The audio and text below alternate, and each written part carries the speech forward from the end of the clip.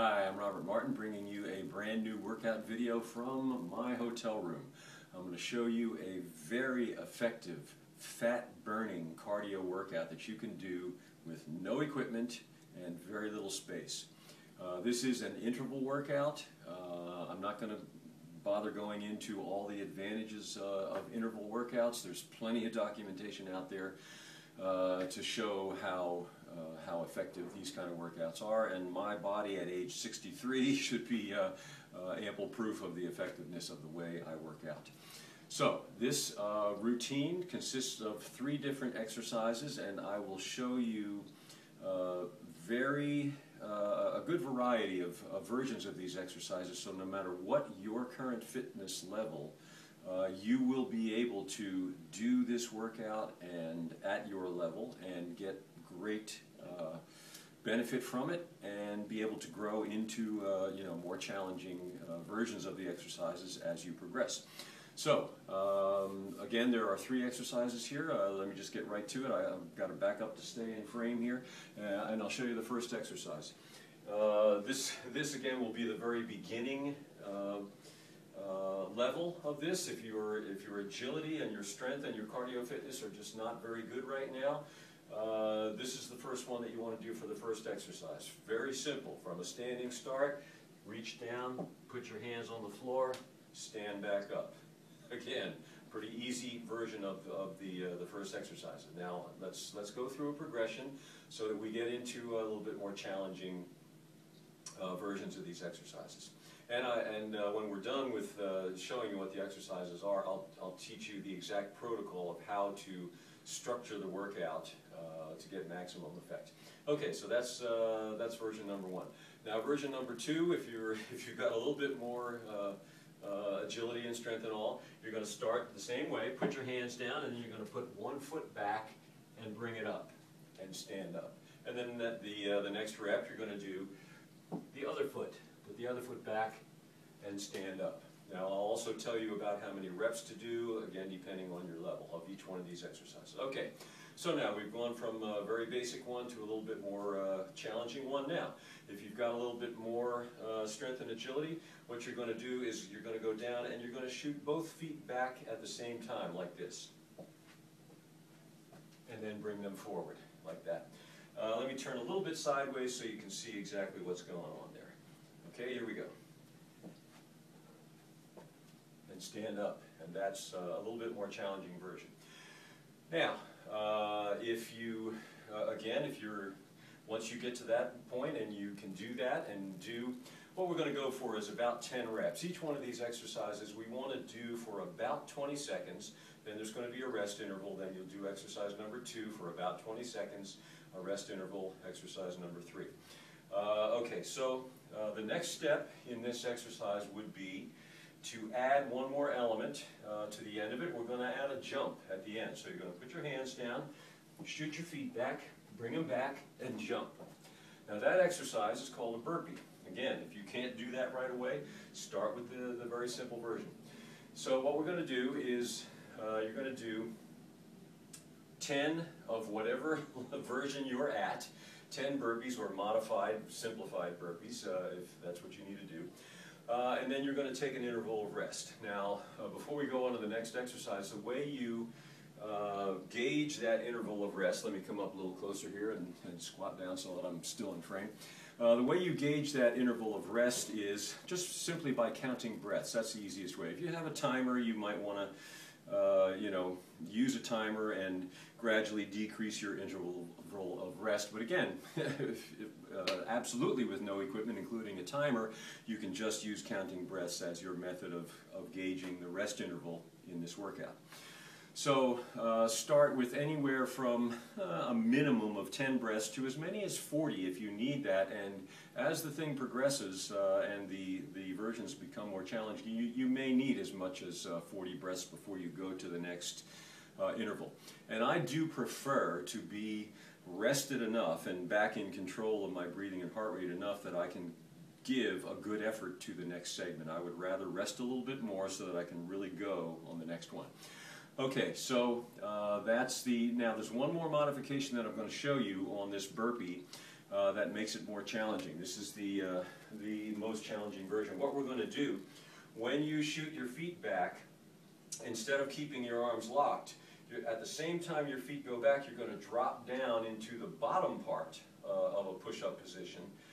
And then when you bring your feet forward, as you do that, you're going to push yourself up and then do the jump. So that will look like this. This is the most challenging version.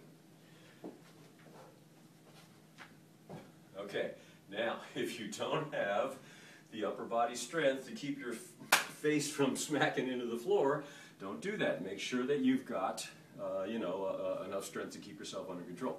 But that will add, more muscle groups into the exercise and be a more effective way to do it. So that is version number one, or exercise number one, various versions. Exercise number two will actually, in its highest form, become even more challenging than the modified burpee. The very first and easiest level of this one is just going to be to raise your knee above your waist level, and then the other one. Kind of like a high knee, a walking in place kind of a thing.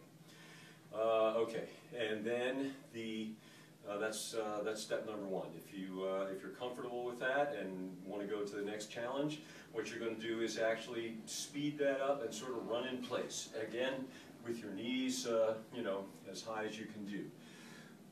Then the next step after that is going to be to jump with both feet at the same time, raising your knees up towards your chest, like that. And just jump, continue to jump again for about 20 seconds or however many reps you're comfortable with, depending on your level.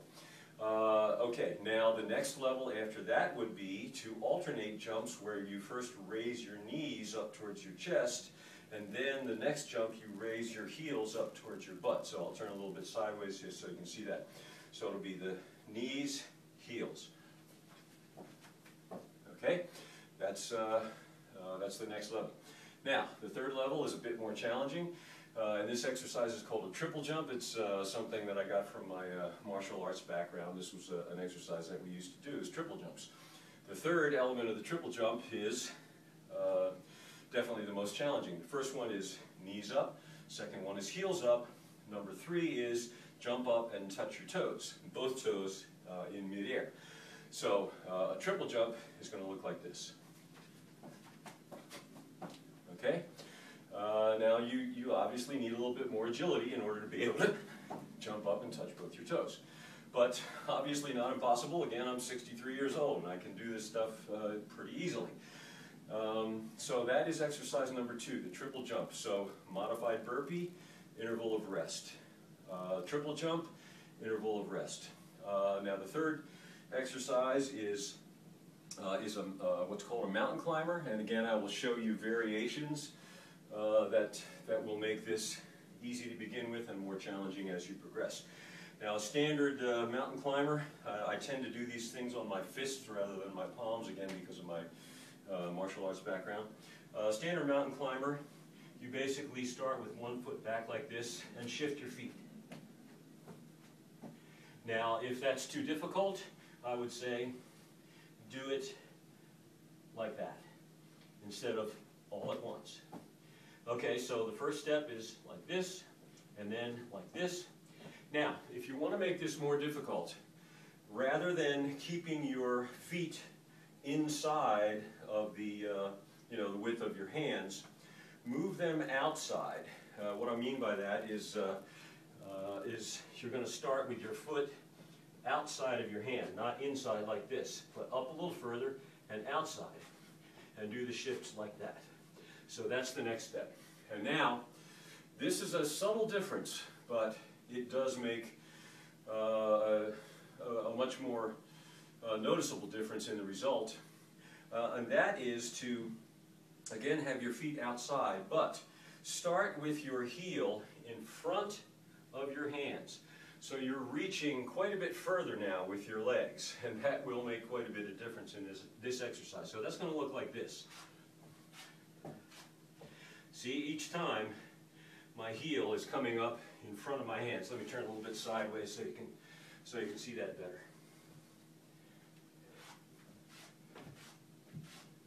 Okay, And each time you come back to your left leg, you count 1. So that would be 1, 2, 3.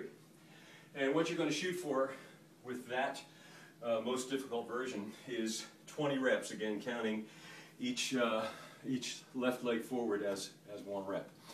So that is the workout. The modified burpee, the triple jump, and the modified mountain climber. And again, depending on your fitness level, take it at whatever level works for you.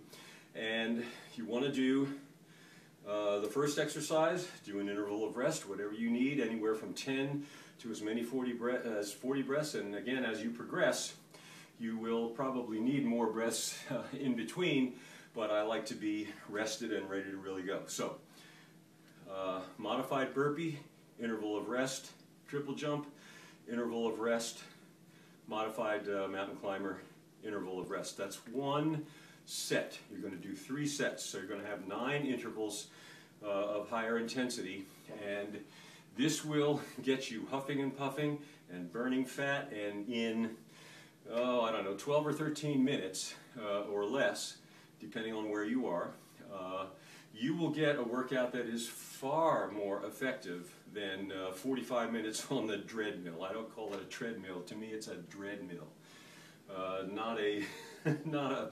Not a real beneficial device, in my opinion. I think, and again, research proves that interval workouts are far more effective and a lot more fun and less chance of repetitive stress injuries, things like that. I won't go into the whole litany of reasons. Anyway, there's your in-hotel room, no equipment, limited space, fat-burning cardio workout for today. Give it a shot, and I think you will get great results. Thank you for watching. Hope you enjoyed this. Make it a great day.